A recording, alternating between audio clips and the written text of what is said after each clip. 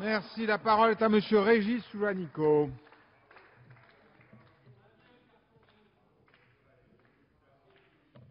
Monsieur le Président, Madame la Ministre, Madame la Présidente de la Commission, Monsieur le rapporteur, mes chers collègues.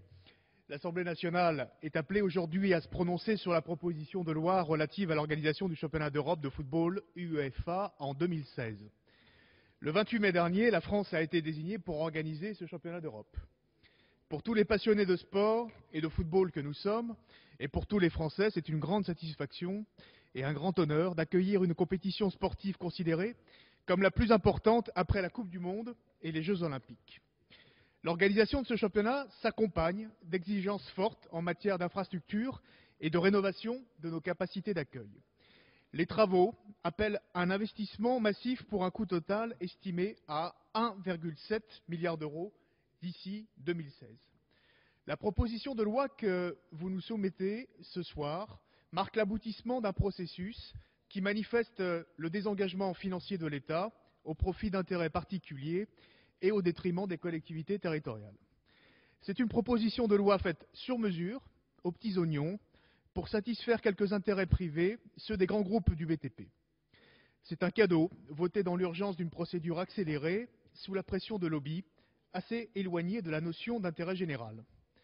Cela devient une habitude, Madame la Ministre, après l'adoption récente des textes sur l'ouverture de la concurrence du secteur des jeux d'argent et de hasard en ligne et de celui encadrant la profession d'agent sportif. Je veux exprimer quelques regrets et aussi quelque part le malaise que nous inspire ce texte. Tout d'abord, premier regret. Il concerne la pingrerie de l'État et de ce gouvernement. Alors qu'en 1998, l'État avait financé les rénovations des stades à hauteur de 30% du budget total, cette part atteint à peine 8% pour 2016. Second regret, Nicolas Sarkozy et son gouvernement avaient fièrement annoncé, au moment de la candidature de la France, une aide financière de l'État de 153 millions d'euros. Naïvement, nous avions imaginé qu'il s'agissait d'une contribution exceptionnelle et spécifique, hors budget des sports et du CNDS.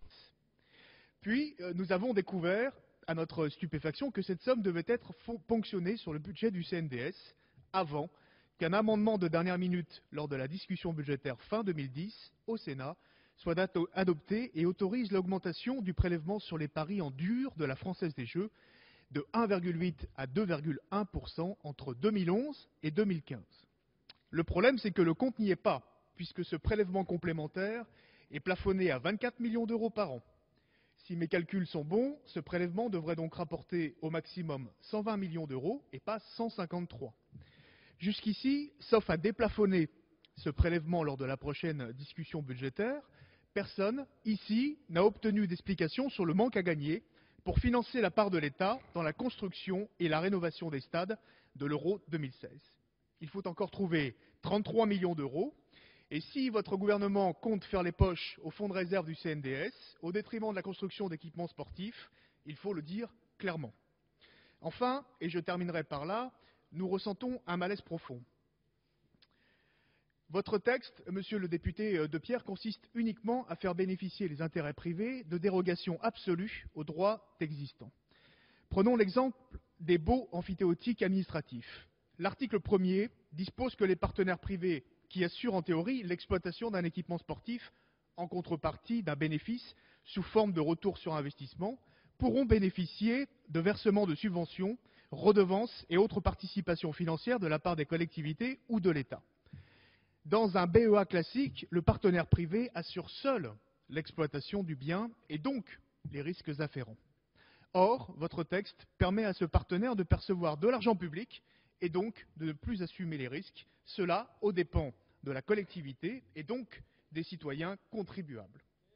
Nous avons affaire ici à une stricte logique de mutualisation des risques et des pertes avec les contribuables, et de l'autre côté, à une privatisation, une captation des profits par les acteurs privés à qui on déroule une nouvelle fois le tapis rouge.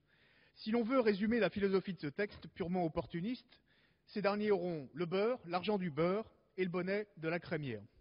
Comment ne pas s'offusquer devant ce qui constitue un détournement pur et simple des principes du droit actuel au profit de quelques grands groupes du BTP, au demeurant très rentables?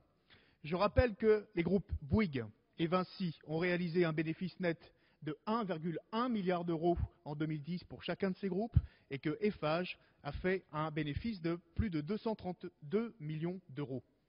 L'organisation de l'Euro 2016, je le répète, est une chance.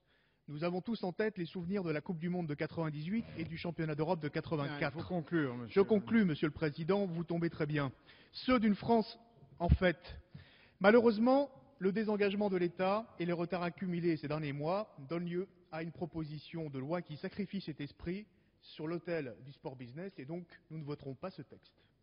Merci.